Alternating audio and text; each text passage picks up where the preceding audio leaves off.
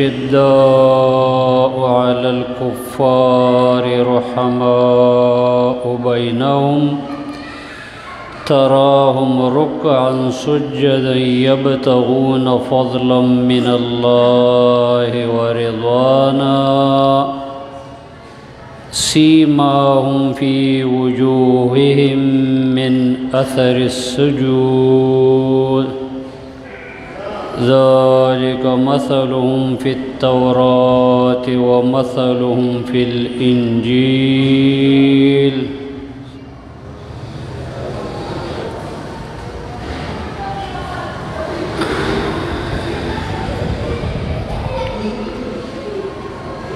دا ابو هريره رضی اللہ تعالی عنہ مختصر شانتی دا بعض حالات او سیرت بیانیده چه بعض حصہ او مخکینی درس کې بیان شو د ابو هريره رضی الله تعالی عنه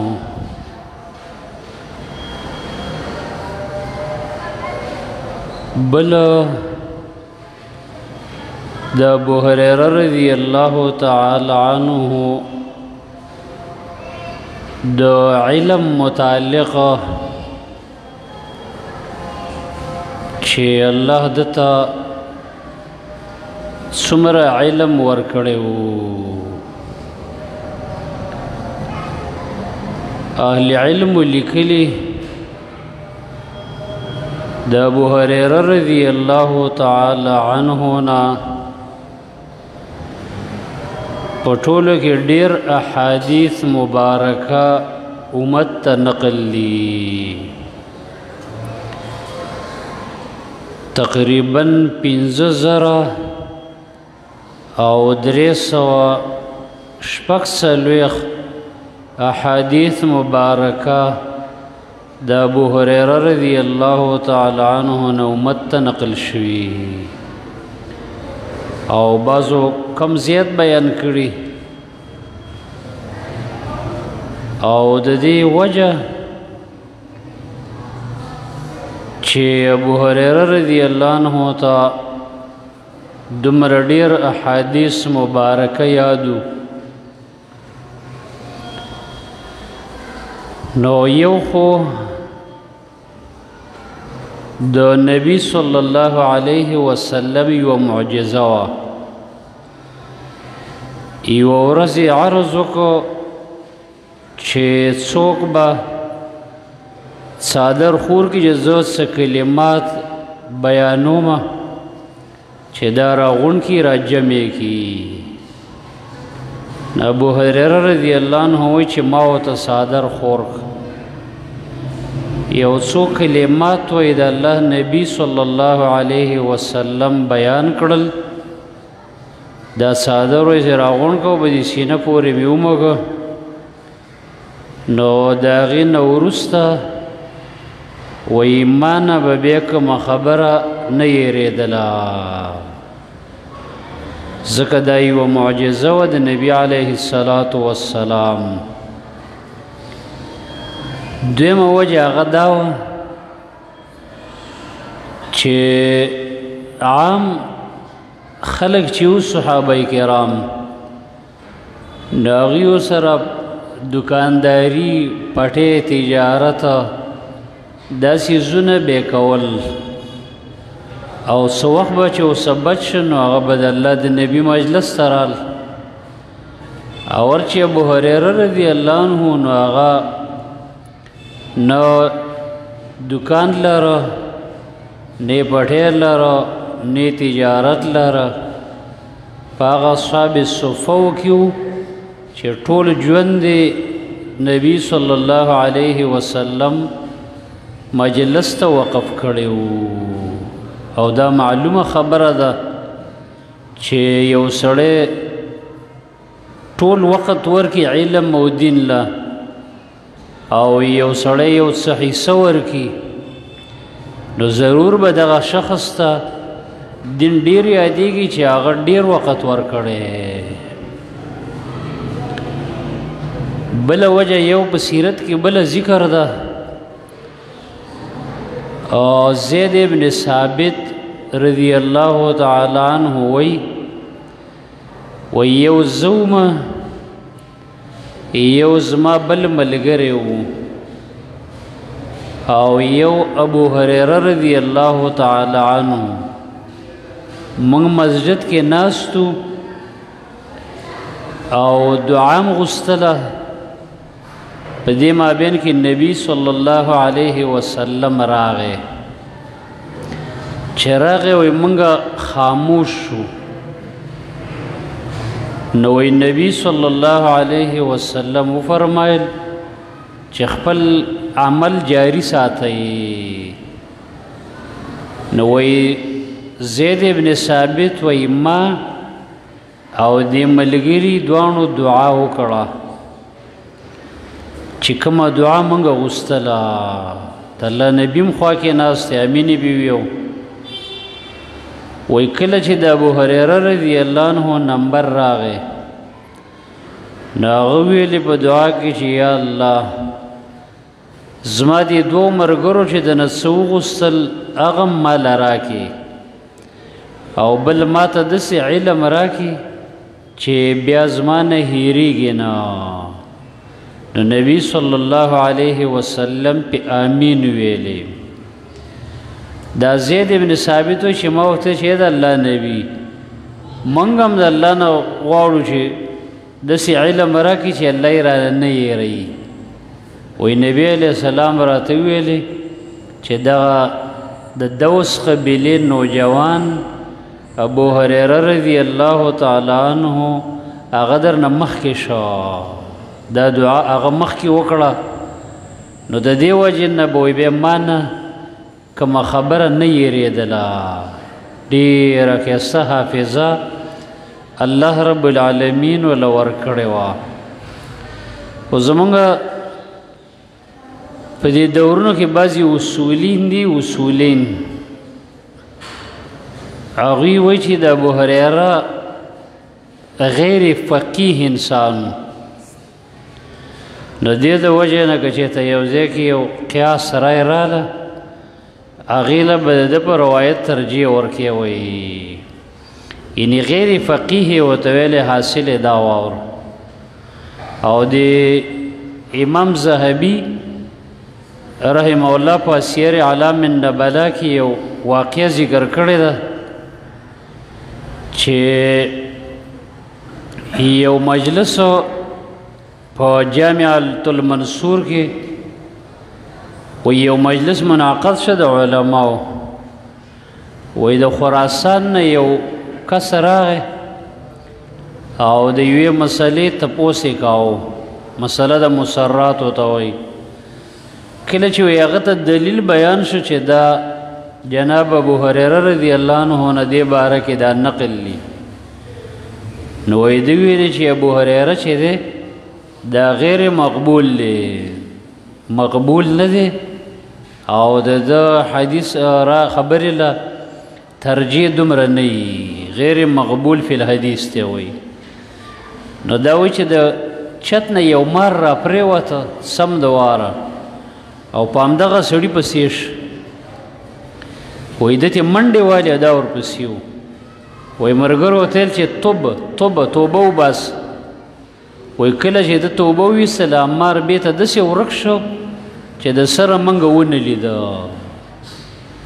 ولې ځکه چې د ابو هريره غوندې انسان په شان کې ګستاخي کې چې هغه د نبي صلی الله علیه وسلم احادیث مبارکه امت ته پیش کړي. بله د ده پاڼه د زهد او د حالات زندگی د کور او د غربت چې دا هم ډېر عجیبه ده. داسې سخت د غربت ژوند ابو هريره صاحب تیر کړی. و یو ورځ په ځمکه ناست ومه دا خېټه مې داسې تشه وه. صدیق رضی الله عنه تیر شو وایي ما ترې د یو آیات تپوس وکړ وایي زما غرض دا و چې صد به راته وکړي کور ته به مې بوځي وایي هغه راته خبره حل کړه خو روان یې نه کړم په دې کې عمر رضی الله عنه راغی وایي هغه نه مې همداسې تپوس وکړ بس هغه مې ایسته لاړ وایي نبي صلی الله علیه وسلم راغی او مسکی شه په ما پویه شه وایي زه یې ځان سره روان کړم چې کور ته لاړ وایي کور کې ویل چې چا څه شی راوړي وایي یو پیالۍ پی د چا راوړي وو نو د الله نبي به هدیه قبلوله صدقه وغیره دا شیونه به یې نه خوړل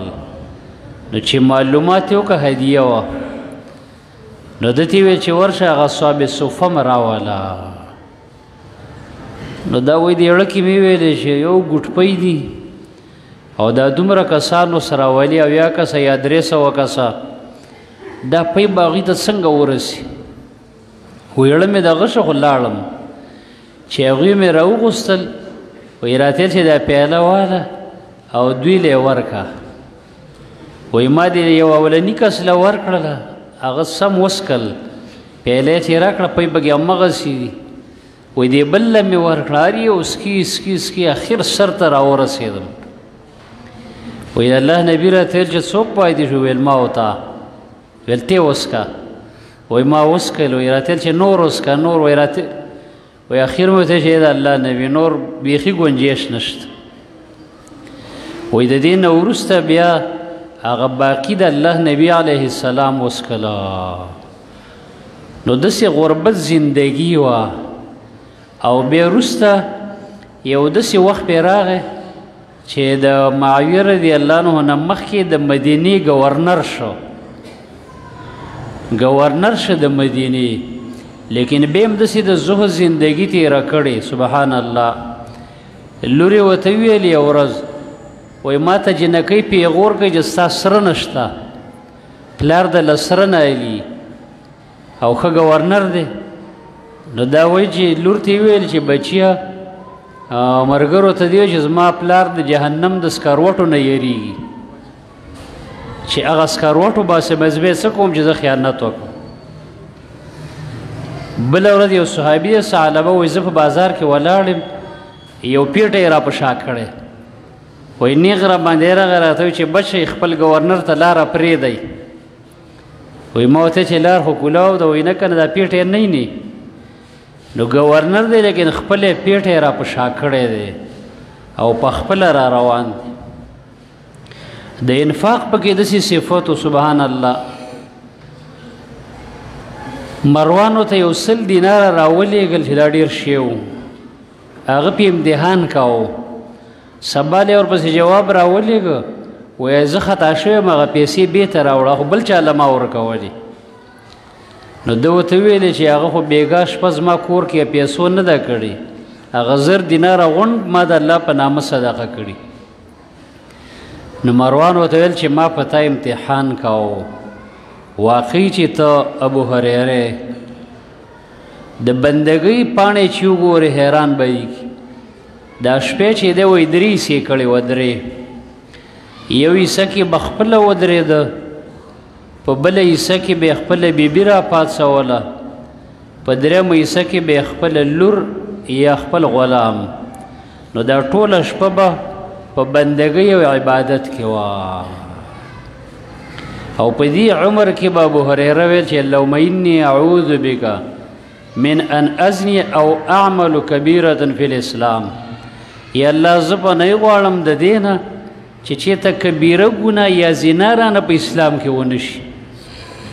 نو فقیل لو چا وتل او مثلک یقول هذا ستا په شان سړی دا خبرې کوي وقد بلغت من عمرك ما بلغت او عمر دې کوم وخت را رسېدلی او دویم دا دی چې وقد بایعت رسول الله د الله د پیغمبر سره بیعت کړی او ته خو صحابي نو هغه وتل چې دا خبره خو صحیح ده و آیا ابلیس چې ژوندی نه د هغه نه به ما لا منسوک واخلي څوک شته چې ذمهواري والي چې ابلیس ژوندی دی او زه به ترې بچ نو په دې عمر کې به همداسې یو عاجزي پکې وه د الله نه یې پناه غوښتله دې د وجې نه امت ته ډیر خیر چې را نقل دی د ابو هريره رضی الله تعالی عنه نه نقل دی ځکه د کتابونو په هر پاڼه کې په هر باب کې د جناب ابو هريره رضی الله تعالی عنه احادیث بار بار پڑھاویږي او تشریح کیږي نو خدمت کړي دي او الله قبول کړي دي د وجه د امت خیر اخلي نو موږ ته ترغیب راکړي چې تاسو ځان کې استعداد پیدا کړئ خواري وکړئ دارنګي خلقو ته امت ته خیر ورسوي الله دې موږ او تاسو ته د دې خلقو تابعداري او د دې خلقو د سیرت مطابق ژوند را نصیب کړي